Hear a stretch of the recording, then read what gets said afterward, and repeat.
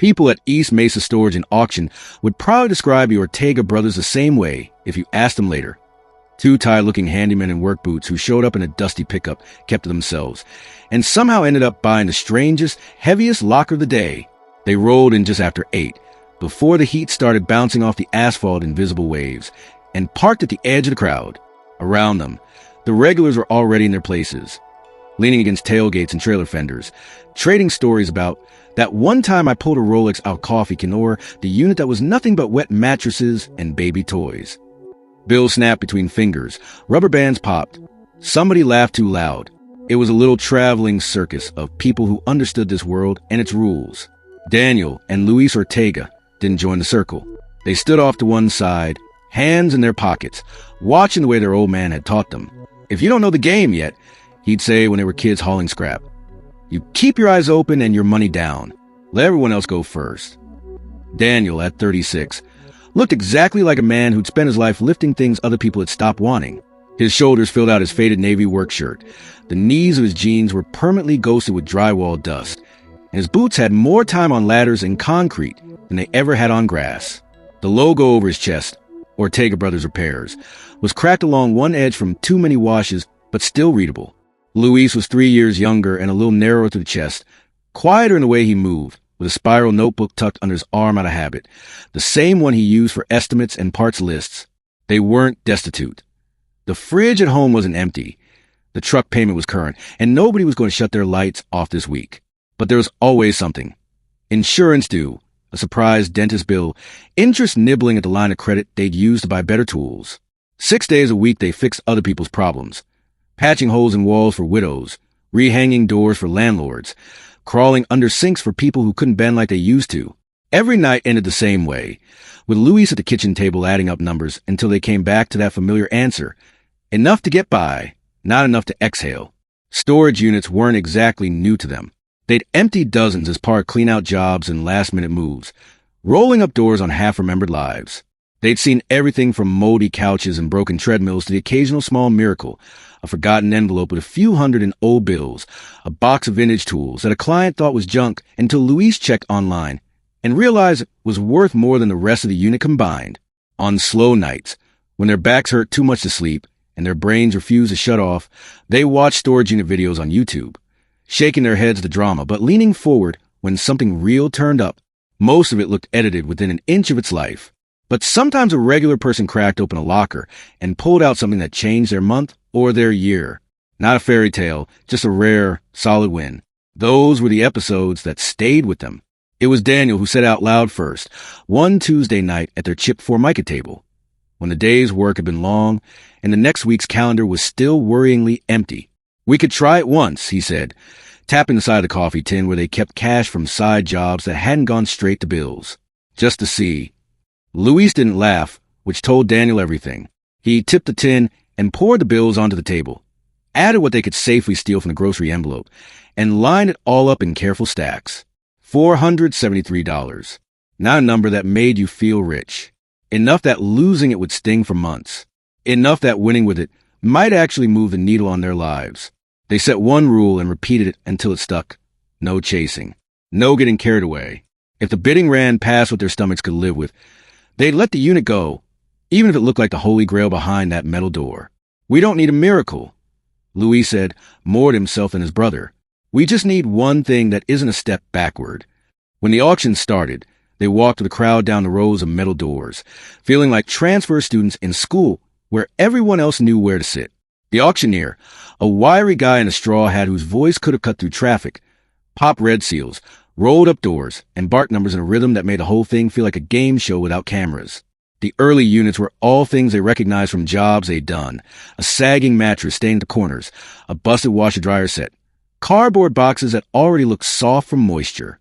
Regulars bid by reflex, nudging each other when they saw something they could flip quick. Clean appliances, decent couches, anything with a brand name that still meant something. Daniel and Luis kept their hands down. Luis scribbled tiny notes in his notebook, not about treasure, but about behavior. How fast people jumped when something good was in the front. How they backed off the second they smelled dump fees. Where the bid stalled, where they surged. They weren't just looking into units. They were learning how the herd thought. Closed to noon. When the desert light had gone harsh and the breeze smelled like hot metal, the auctioneer stopped in front of Unit B, 47. The door was a tired blue, the paint chalky where the sun had eaten at it for years. A red tamper seal dangled from the latch. Next up, 47. The auctioneer called, sounding less excited than he had at the door with a visible flat screen. Same deal, folks. I roll, you look, you don't touch. What you see is what you get. What you don't see is why we all drove out here. He tore the seal, popped the latch, and yanked the door up with a rattle that made the whole row vibrate. People leaned in on instinct, forming a shallow half circle. From the threshold, B47 looked like work with a capital W. A heavy dining table lay on its side across the front, legs wrapped in moving blankets and tape. A pair of tall bookcases were strapped together with ratchet straps. An upholstered armchair slumped in the corner, cocooned in cloudy plastic. Wedged between the furniture were bulging black contractor bags that looked ready to burst. But beyond that, past the first wave of weight, something else caught the brothers' eyes. Order. Clear plastic totes with blue lids stacked in straight columns. White labels taped neatly on the sides. Behind those, a row of black bins with bright yellow lids, the kind contractors used, lined up deep across the back wall. Against the left, behind the shadow of a dresser, waited a squat gray box the size of a dorm fridge. Safe-like, dust thick on its top, and further back, shoved just to the right of center, was a tall, narrow machine with a blank face and keypad, its silhouette so familiar that Daniel felt the back of his neck cool. He didn't have to say it. Half the crowd said it for him. "Is that an ATM?" somebody muttered. "Looks like one of those old cash stations they pull out of gas stations," another answered. "Gutted, probably. Scrap metal and headache. Hard pass." A few of the regulars laughed and drifted away before the bidding even started. Heavy furniture, mystery bags, machines that once held money. B47 checked all the boxes for too much trouble in their world. They wanted quick loads, clean flips, not a project that might end with a bruise back and a dump fee. The auctioneer picked up on the mood right away. "All right, who's feeling strong?" he joked. "We got ourselves a gym membership included special here. Big wood mystery bins and a safe for anyone feeling lucky. I'll start at 500. The number went out into the hot air and hung there. No paddles moved. He dropped. 300 to start? Someone in a camo cap lifted his number like he was scratching an itch. 250, he called, trying to sound like he didn't really care. 250, thank you. The auctioneer rattled off. Do I hear 300. Daniel's fingers brushed the envelope in his back pocket, the edges soft from being handled too much the night before. He traced invisible math in the air. The value of the bins alone, the resale on solid cleaned up, the safe as a separate sale, the ATM shell as parts or scrap, even if it was truly dead. He heard his father's voice like a memory played to the wrong radio station. Don't chase dreams, Mijo. But when a real chance walks right up and taps you on the shoulder, don't pretend you didn't feel it. Daniel cleared his throat and lifted his card. 300.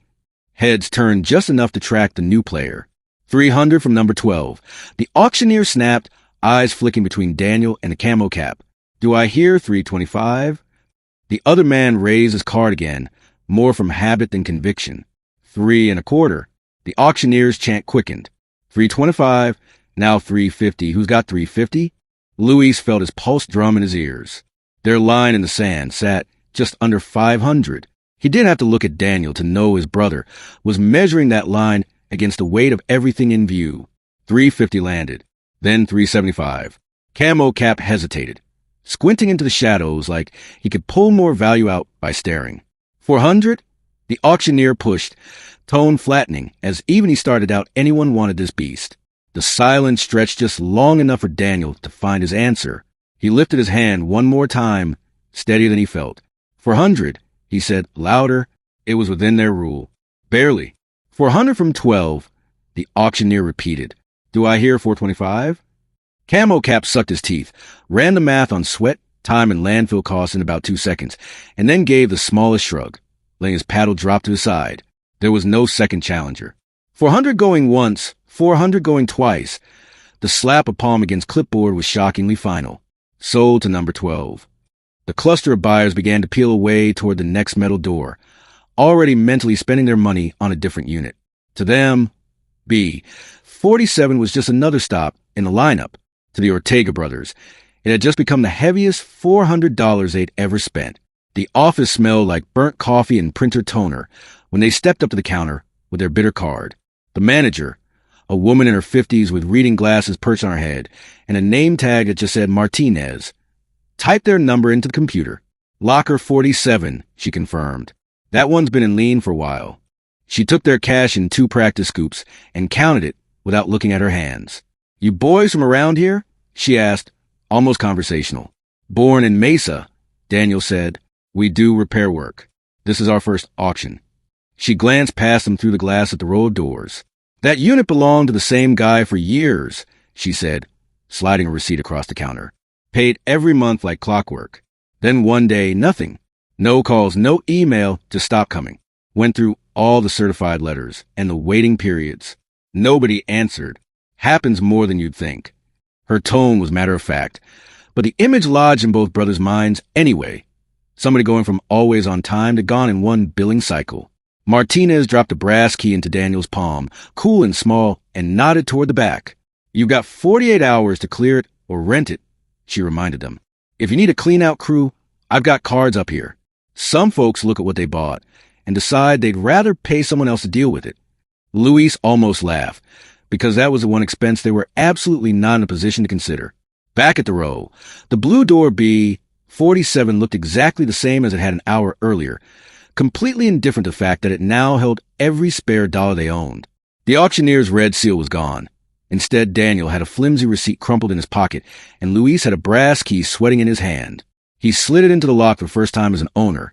The tumbler turned with a clean little click, and the shackle popped free, like it had only been pretending to keep secrets. Daniel didn't yank the door up dramatically. He rolled it slowly to chest height and ducked under, the air inside cooler, stale with dust. Up close, everything felt larger and more complicated. The plastic on the armchair stuck tight, like a second skin. The black bags pressed against each other in swollen rows. The clear totes showing hints of coiled cables. A camera case corner, careful stacks of clothes. The yellow-lidded contractor bins sat in sharp, disciplined lines. In the left corner, the gray safe crouched under a shelf, dial blind, handle frozen. At the very back, the tall machine with its dead screen and keypad waited like a question no one had dared ask yet. Card slotted dark mouth. Cash drawer seemed barely visible. The whole space smelled of dry wood, old tape, and a faint metallic tang of electronics that hadn't hummed in a long time. For a while, neither brother spoke. They just stood in that narrow aisle between other people's choices, listening to their own breathing and the soft tick of fear and hope arguing in their chests. Luis found his voice first. We really did this, he said, half stunned. Daniel nodded, still taking in edges and labels. Yeah. Now we find out if we bought a step forward or $400 back paying. He lowered the door until only a strip of light glowed at the bottom and snapped their own padlock into the latch. The small new lock looked almost silly on the big door, but the weight of its key in his pocket felt heavy and real. Somewhere behind that blue metal, under plastic and stranger's handwriting, something was waiting. They just didn't know yet if it would feel like relief or like a door closing behind them in the dark. They came back at first light the next morning, before most tenants had even hit snooze. The air still had that brief winter bite. Daniel parked facing the exit out of habit, the way he did on job sites when you never knew what kind of trouble the weather or a landlord might bring. For a minute, they just sat with gas station coffee cooling in their hands, staring down the lane at the ordinary-looking door that now felt anything but. Luis flipped his notebook open more for comfort than need. Front to back, light to heavy, he muttered. We treat it like any other mess. We don't start seeing gold bars. Just another Saturday cleaning up somebody else's life, Daniel answered, and they climbed out before either could change his mind. The corridor was still in shadow, everything tinted blue-gray. Their brass padlock on B47 looked almost proud against the faded paint. Daniel turned the key. They hauled the roll-up door together the way they'd done with 100 garage doors, pushed through the sticking point, let it rattle overhead. The same wall of furniture and bags stared back, only now it felt closer, heavier, like it knew it belonged to them. Stale air rolled out, cardboard, old fabric, the ghost of grease. We carve a path, Daniel said, mostly to steady himself. They dragged the armchair out, plastic squealing on concrete, then wrestled the dining table upright. Each piece made just enough room to take one step deeper. The first boxes were disappointingly normal. Kitchen held mismatched mugs, cheap pans, spice jars with curling labels. Bedroom was folded sheets and a pillowcase that still smelled faintly floral. Nothing to justify their trembling hands, until Daniel tipped a short dresser to slide it onto the dolly and something tugged. He crouched, saw a yellowed strip of tape on the bottom drawer, and carefully peeled it back.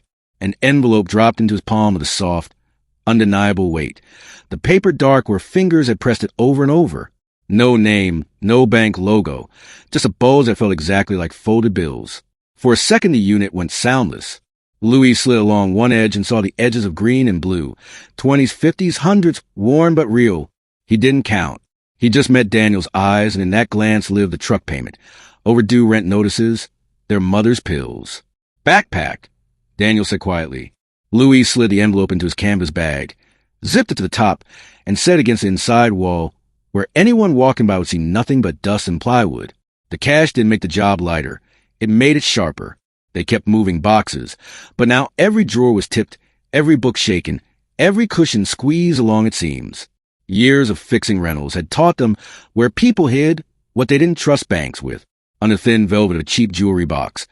Louise found two pieces that didn't match the tangle of costume chains, a fine gold chain that caught what little light reached inside, and a man's ring with a square stone that threw back a cold flash. The engraving inside, 3 initials and a date, pinched something soft in his chest. Rings like that left a groove on a finger. They weren't meant for cardboard. Daniel saw the conflict on his face. We log it now, argue with our conscience later, he said. Louis set ring and chain into a clear tub and scrawled valuable/sentimental on the tape, as if the label could keep them honest. By mid-morning, they had cleared the front half of the unit. Junk stacked by the door for yard sale, or dump, maybe boxes to one side. Then Daniel dragged down a clear tote from high up and froze at the label. In neat block letters, someone had written, Office, Terminals/Do Not Toss. This bin was heavier, the contents shifting in solid clunks rather than soft slides. He popped the blue lid, and the smell shifted from dust to warm plastic and metal. Inside lay a nest of card readers, pen pads still half-wrapped in cloudy film, little black controller boxes bristling with ports, the guts of point-of-sale systems he'd only ever seen bolted under counters. Luis turned one over, reading model numbers he recognized from repair flyers. These aren't yard sale leftovers, he said. This is service stock. If half of it works, we're sitting on more than junk. From there, the story of the unit changed shape. A black contractor bag tied, so tight the plastic had gone glossy, turned out to be full of binders, not trash. Each spine had a year and a company name printed on tape. They opened one on a flattened box and found rows of invoices and service logs, ATM locations, serial numbers, cash load amounts, notes about jams and pulls. A laminated badge slid out. Photo of a middle-aged man with the same tired eyes they saw in the mirror, a company logo at his shoulder, technician under his name. Page after page tied that gray machine in the back to real routes in real corner stores, real cash that had once moved through its cassettes. Machines like that didn't just drift into unpaid storage rooms by accident. Someone had owed banks and processors reports on every dollar in those logs. Someone had boxed this all up and vanished. He stored his whole job in here. Daniel said quietly, thumb resting a second on the badge. And then, what? Lost it? Walked away. The thought put a cold knot in Luis's stomach. This wasn't forgotten toy chest. It was the remains of a business that had snapped under pressure. Behind a rolled rug, Daniel found one of the yellow-lidded bins that sounded wrong when he lifted it. Dense, no rattle. Inside, cushioned in old towels, were 4 narrow metal drawers with handles and keyholes, ATM cash cassettes. Just seeing them made Luis's hands go clammy. He lifted one. It was heavy enough to matter, light enough to maybe be empty. Every instinct screamed at Daniel. We do not open these here, he said immediately, glancing up at the corridor camera. Whatever they were, he wasn't about to be the guy on grainy footage cracking drawers full of bank straps. He set the cassette back like it might bite, dropped the lid, and jerked his chin toward the truck. That was when the squeak of a rolling cart announced the facility manager.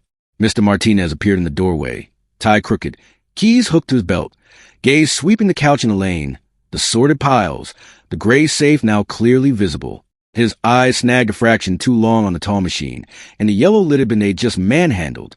You boys are making progress, he said, tone almost impressed. Most first-timers stall out by lunchtime. Daniel offered a neutral smile. We're used to tight schedules, he said. Landlords don't like it when we block halls. Martinez chuckled, but his attention kept drifting back to the safe and the bin. Units like this, furniture, machines, safes, sometimes they come with, let's say, legal complications, he added lightly. If you find anything that looks like business equipment, it can be better for everyone if it's handled quietly. The message underneath was clear. Louis felt his spine go rigid. We're following the contract, he said evenly. We got photos and notes on everything we touch. The word photos made something tighten briefly in Martinez's face before he covered it with a smile. Smart, he said. Very smart. Just doing my job. He pushed his cart away, the squeak sounding sharper than before. By the time the lane light turned warm, they tunneled all the way to the back. Up close, there was no pretending. The tall gray cabinet was an ATM, older model but unmistakable, with a faded branding strip, a worn keypad, and neatly clipped power cord bundled in tape, so nobody could casually bring it back to life. The hatch to its vault was bolted shut with 4 heavy bolts, one scar like someone had once tried the wrong tool and quit. Beside it, the squat gray safe looked almost shy. Daniel brushed dust off its cheap dial and bare handle. No code stuck underneath, no key on a hook, just lock metal. Louis squatted beside him, arms resting on his knees. We've officially left the fun YouTube part, he said quietly, and walked into the real consequences part. Daniel rapped his knuckles against the ATM side, listening to the dense, unreadable thunk, and huffed a dry laugh. Yeah, he said. Welcome to the bonus level no one asked for. They didn't force anything that day. The bin with the cassettes went into the truck bed under a folded tarp, strapped down like it might jump out. The little home safe, once they'd pried it loose from the wall with a crowbar, made the dolly groan all the way up the ramp. They left the ATM shell itself where it was for now, a gray monolith at the back of a half-empty cave. When they finally rolled B-47's door down for the evening, the smell of dust and old life followed them out into the parking lot. The December sun had dropped low enough to throw long shadows from the chain-link fence, and someone had switched on a sagging string of Christmas lights near the office door, a few bulbs already burnt out. It looked like any other storage place in any other town, benign and ugly at the same time. But Daniel felt a prickle between his shoulder blades as they climbed into the truck, the sense of being watched not by cameras, but by possibilities.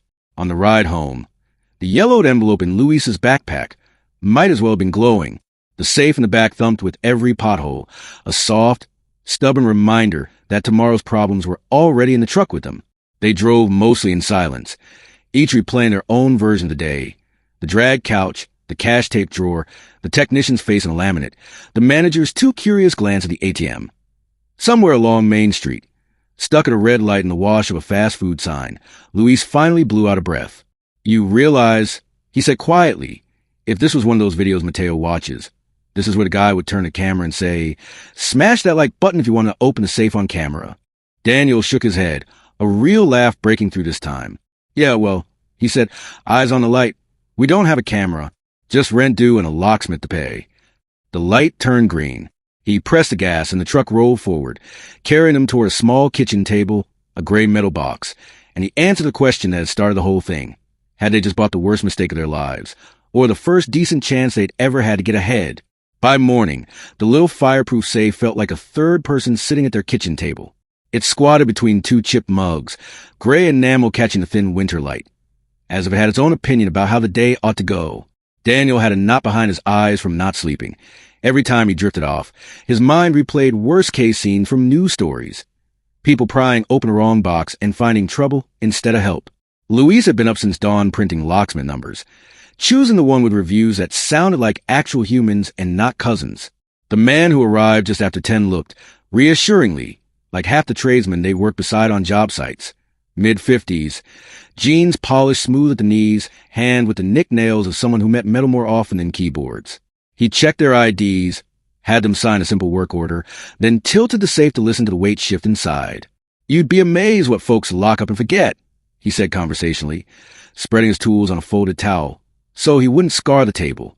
Last week I opened one of these and found nothing but old birthday cards and a 20. Daniel didn't explain that whatever was in this box had never been theirs in the first place. He just watched the man's steady fingers.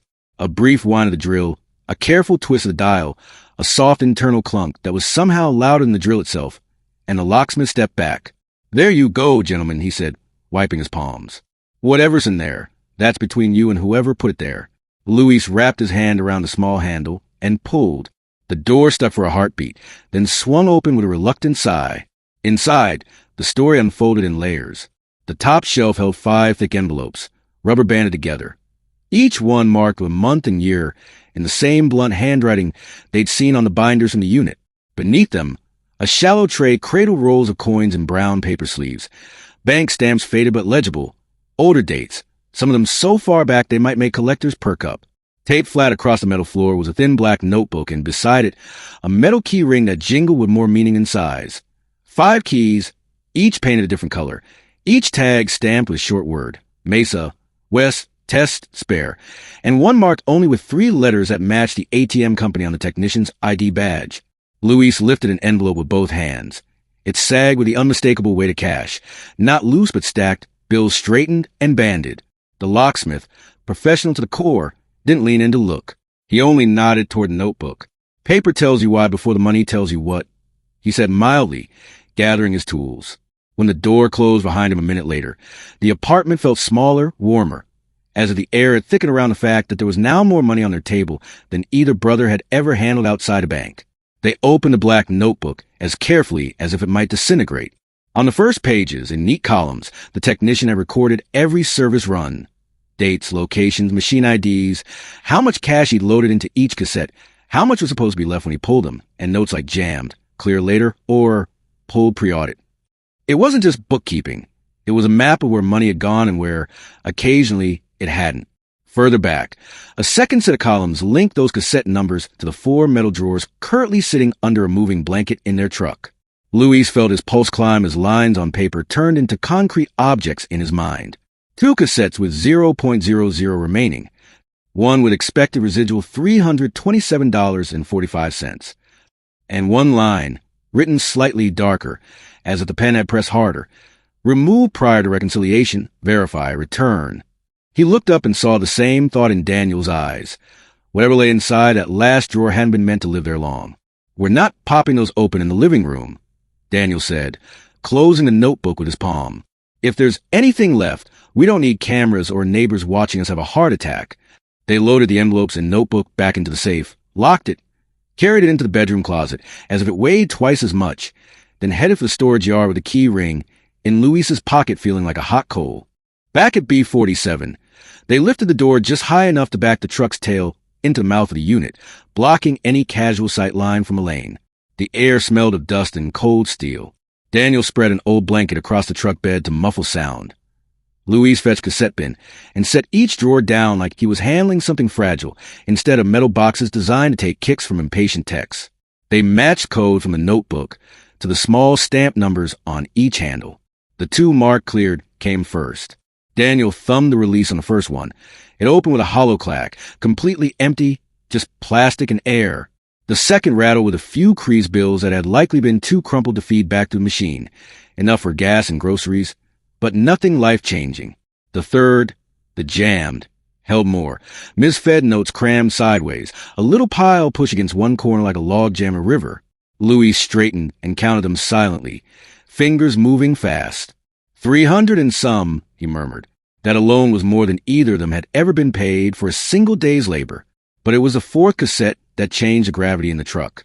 The latch resisted for a split second, then sprang under Daniel's thumb, releasing a compressed smell of paper and ink. Inside, banded stacks of bills lay snug in uniform, packed in rows the way he'd seen them only in movies and behind bulletproof glass. He lifted one bundle and flipped the edges, all 20s, all clean. Luis swallowed, lips moving as he counted bundles, then multiplied. When he got to the end, he had to sit down on the tailgate. $9,000, he said hoarsely. 9,000 before we touched the envelopes and safe. The number sat between them like a living thing. 9,000 wasn't quit your job money, but it was sleep without checking the overdraft 3 times money. It was fix the truck, pay off the worst card, breathe for a minute money. The excitement came with a sour aftertaste. Luis tapped the notebook with one finger at the line describing that cassette as to be verified and returned. On some ledger somewhere, this cash still belonged to a bank or a processing company, not to the technician whose handwriting filled the page, never mind the 2 handymen now staring at it. If we were the kind of guys who just shoved this under the mattress and start buying toys, we wouldn't be sitting here reading logs, Daniel said quietly. He closed the cassette and slid it back into bin, covering it with a blanket as if putting a lid on temptation. We treat it like we treat a job. We write everything down. We find out who's still standing on the other side of this mess. Then we decide what's fair and what's just fear talking. Out loud, it sounded simple. Inside, both of them were doing a harsher math. Mom's rent, the overdue dentist bill, last week's empty pantry, set against some faceless rightful owners of money that had sat in a steel box long enough for a storage lien to swallow it. They drove home with the cassette bin and the safe strapped down, the weight in the truck bed matched by the weight under their ribs. The first push didn't come from a bank or a badge, but from a man under buzzing fluorescent lights. They took the ring and gold chain to a pawn shop that had been chewing on people's heirlooms since the 80s, its window crammed with guitars and tools. Inside, the air smelled of metal and tired hope. The owner, broad-shouldered with practice-friendly face, rolled the ring, squinted at the stone to a scratched loop, weighed the chain. 14 carat on a necklace, he decided. Stones, okay. Tiny chip. I can do 200 for the lot. Cash today. It was real money, but Luis's gut screamed no. Before Daniel could speak, a woman in a postal uniform behind them cut in, steady and unapologetic. That set's worth more than that just in scrap, she said. My brother's a jeweler. At least get it appraised. The owner shot her a look, half annoyed, half resigned. Daniel raised a calming hand. We're not chasing every dollar, he said. We just don't want to be stupid. Know anyone who does straight appraisals? No buying? Pride and habit wrestled on the man's face. Then he sighed, scribbled a name on the back of a card, and slid it over. Guy upstairs on 7th, he muttered. He'll tell you what it ought to fetch. And don't wave that notebook of yours all over town. Stepping back into the sun, Luis had a strange thought. If this were one of those storage unit videos his nephew watched, this would be the part where the narrator asked the comments if the offer was fair, like it was all a game. Standing on cracked concrete with rent due, it didn't feel like a game at all. On the way home, they both noticed it. A dark sedan slipping in behind them at the second light and sticking there through 3 turns. No tailgating, no honking, just a steady shadow 2 car lengths back. It could have been nothing, just someone heading the same way. But every bad story Daniel had heard about found money woke up in his head. He took the long way on purpose, ducking down a side street, looping a block for no reason, watching the mirrors. On the 3rd unnecessary turn, the sedan went straight, no signal, and vanished into traffic. Luis let out a breath that sounded more like a groan. We're jumping at shadows, he said, fingers tapping his notebook. Yeah, Daniel said, still checking the mirror. Let's keep doing that until we're sure they're only shadows. That night the kitchen table turned into a mix of war room and confessional. They laid out the counted cash from the envelopes, the smaller haul from the jam cassette, and the written appraisal from the jeweler upstairs, who'd calmly confirmed the ring and chain were worth several times the pawn offer. The technician's notebook lay open near the end, where the once neat columns had begun to wobble. Tucked into the back, Luis had found letters from a processing firm marching from past due to account suspended to service contract terminated. Account closed. The termination date lined up almost exactly with when payments had stopped on B-47. He lost his route, Luis murmured. Maybe everything. The money on the table lost some of its shine. It wasn't cartoon robbery. It was the unclaimed crumbs left after a business collapsed and the world moved on. They did what their father had taught them with big problems. Made a list. 1. Get real appraisals on the tech gear. 2. Find a bank manager willing to explain off the record what happened to orphaned ATM cash when small operators went under. 3. Show all of it, the notebook, the safe contents, the cassette totals, to a lawyer before they spent a cent they didn't already owe. It wasn't thrilling. It was better. It was a plan. They were halfway through dishes, water running, TV murmuring, when 3 even knocks came at the door. Luis checked the peephole. Empty hallway. On the floor lay a plain white envelope. No name, no stamp. His stomach dropped. He brought it to the table, slid a butter knife under the flap. Inside was a single sheet of paper. Taped at the top, a grainy photo of him and Daniel standing in front of B-47 on auction day, clearly taken from down the lane with a zoom lens. Underneath, in block letters, you bought more than boxes. We want our part. No signature. No number. Just a message and proof that whoever had dropped it knew exactly who they were and where they slept. For a long moment, the only sound was the faucet dripping. Daniel's first instinct roared up, crumple it, pretend it never came, move the cash and disappear. Luis's was the opposite. Scan it, log it, hand it to somebody whose job was ugly problems. In the end, they chose the only path that fit everything people had already warned them about. Louis slid the page into a clear sleeve and filed it behind the storage contract in a folder already thicker than most of their tax returns. "Tomorrow," he said, voice low but steady, "we take this, the notebook, those cassette numbers, and let a lawyer and a cop look at it. Whoever thinks they can scare us into handing over cash is going to be very disappointed we're boring." Daniel nodded, palm resting flat on the folder, feeling the faint ridge of the taped photo beneath the cardboard. Somewhere between the auction and that envelope, their story had stopped being about a risky locker and started being about who they were going to be with someone else's secrets and someone else's threats in their hands. By morning, the white envelope felt more dangerous than the gray safe ever had. Daniel tucked it into a folder with the notebook, unit photos, and a copy of their auction receipt. Louise added the cassette codes and their own handwritten log. At 9 sharp, they were in cracked vinyl chairs in a small law office above a pharmacy, breathing old coffee and toner while a secretary copied everything. The attorney who waved him and looked like somebody's uncle, late 50s, silver the temples, tie loosened, but his questions were sharp. He listened to the whole story. Auction, safe, binders, ATM drawers, anonymous note. Then he tapped his pen on the threat letter and nodded. "You've already done more right than most," he said. "You didn't hide it, you didn't go on a spending spree, and you brought paper, not just a tale." He stood, opened his door, and called for Martinez. A few minutes later, they were in a different room with a man in plain clothes and a badge on his belt. Detective Martinez drew the folder toward himself and had them start from the beginning again, taking notes like Luis did job estimates. Carefully, like the details were the only fence between people and disaster. Martinez asked about storage cameras, who could be in the corridors at night, whether anyone at the facility had seemed unusually interested in B-47. He barely blinked at the numbers in the notebook or the cassette totals. What made his jaw tighten was a line on the letter. "This isn't someone who tripped over your luck," he said. "They watched, waited, and now they're seeing if you scare easy." He sealed the photo and letter into evidence sleeves, wrote a case number on a card, and slid it to Daniel. "Here's what I want from you," he said. "No mystery meetings in parking lots, no man-to-man deals. You don't answer any weird texts. You call me or 911. And you keep doing exactly what you're doing. Document everything. People who want quick scores hate receipts." Walking back in the glare outside with a folder now stamped with a law firm's name and a detective's card in Daniel's pocket, they didn't feel suddenly safe, but they did feel like the weight wasn't only on their shoulders anymore. At Desert Lock Storage that afternoon, the place looked the same. Rows of painted doors, gravel dust, a faded, holiday move-in deals banner. What was new was the unmarked sedan by the office, and a deputy chatting with the manager. Their lane had gained a fresh dome camera on the corner, wires still exposed. The manager came toward them, keys jangling like a nervous tick. "Been trying to reach you," he said, voice hovering between friendly and defensive. "We had a situation last night. Patrol saw marks on your latch. Figured someone tried messing with it. Policy says we cut the tenant lock, inspect, and secure it with one of ours until you get here."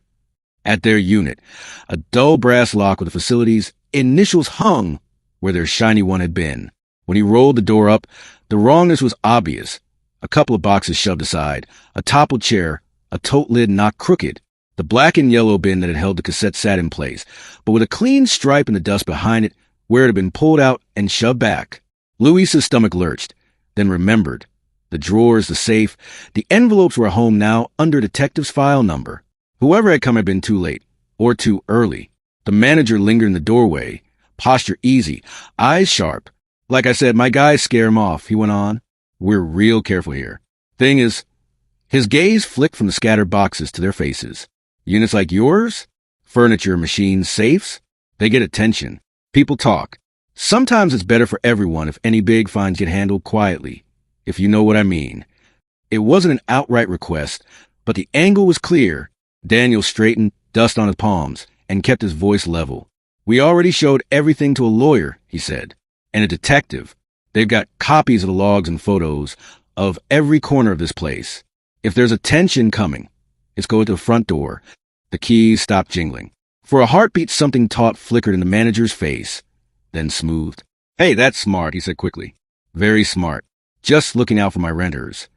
He swapped their own lock back on, handed him the key, and walked back toward the office, shoulders stiffer. As the door rolled down and the new camera's red light blinked to life above the lane, the tension shifted. They were still in the middle of it, but it was no longer just them. and whoever likes sliding envelopes under doors. There were records now. Other eyes. The weeks that followed moved in small, uneasy steps. The attorney sent certified letters to the last address of the processing firm and to the technician's only listed relative, a cousin 2 counties over. One envelope came back stamped undeliverable, the other didn't. Instead, the cousin called the law office, tired and blunt. No, there was no estate attorney. Yes, the man had died broke, deeper in debt than furniture. No, anyone had mentioned missing ATM cash. If somebody found anything in whatever junk he left, he reportedly said they earned it.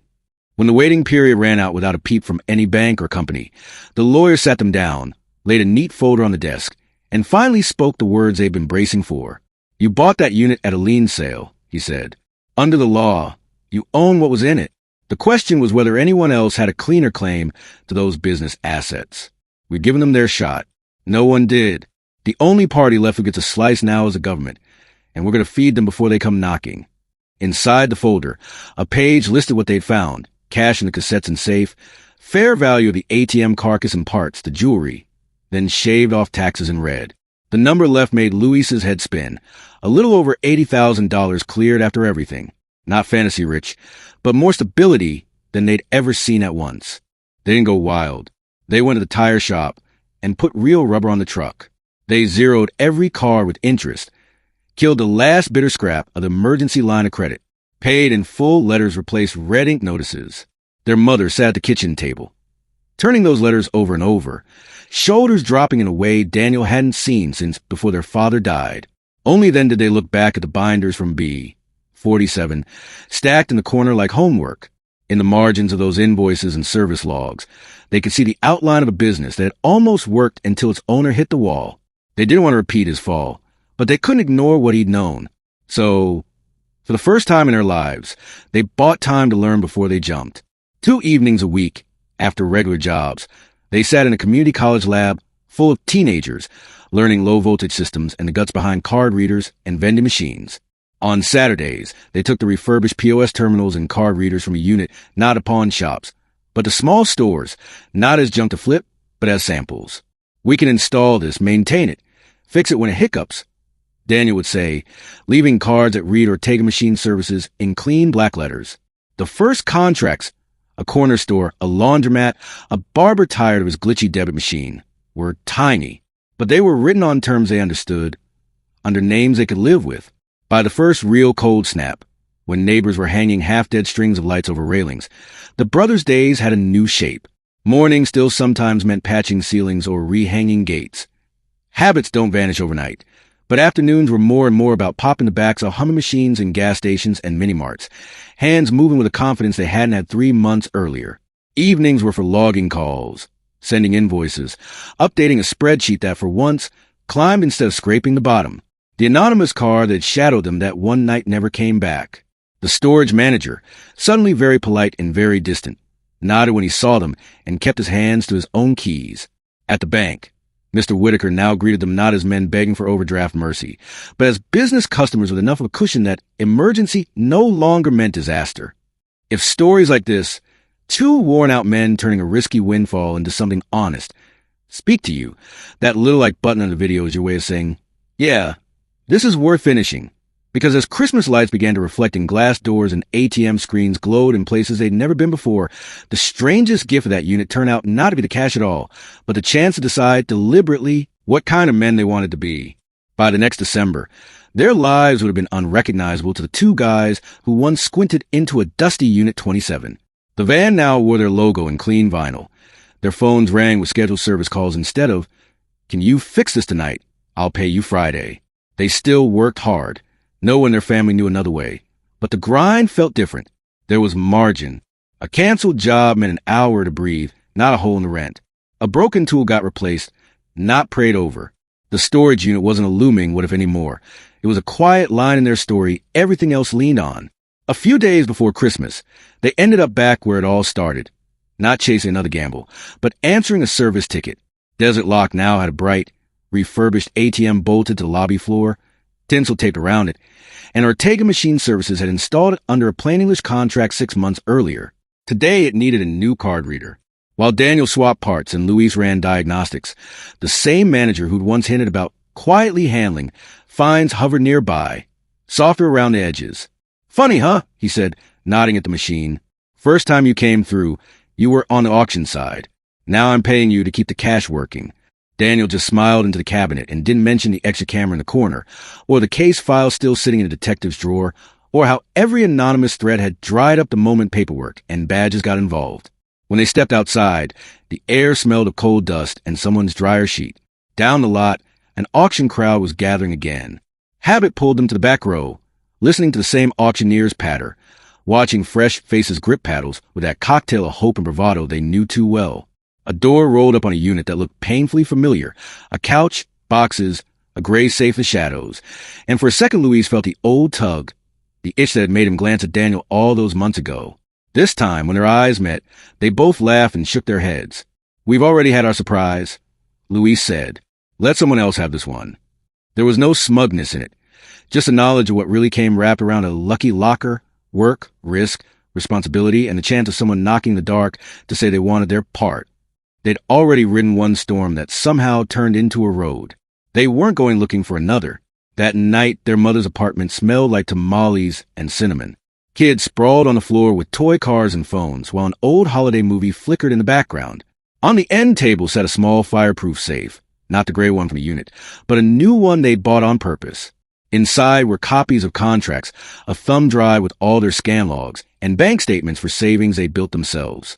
No secret cassettes, no unlocked cash, just proof they'd learned. If you live by paper, trouble has a harder time pretending it owns you. When the younger ones finally fell asleep in piles of blankets, their sister pulled Daniel aside. "I still don't get how one locker did all this," she said, waving at the easy laughter in the absence of that old sharp worry in their mother's eyes. Daniel thought of binders, envelopes, a stranger's neat rows of numbers, a cheap printed threat, a detective's raised eyebrow. "It didn't," he said. "The locker just shoved us. We had to pick the direction." If there was a moral hiding in all of it, they could have put it in 3 lines. Found money without a plan is just a new kind of problem. The smartest thing they ever did wasn't cracking a safe. It was walking into a lawyer's office before fear or greed talked them into shortcuts. And their father had been right.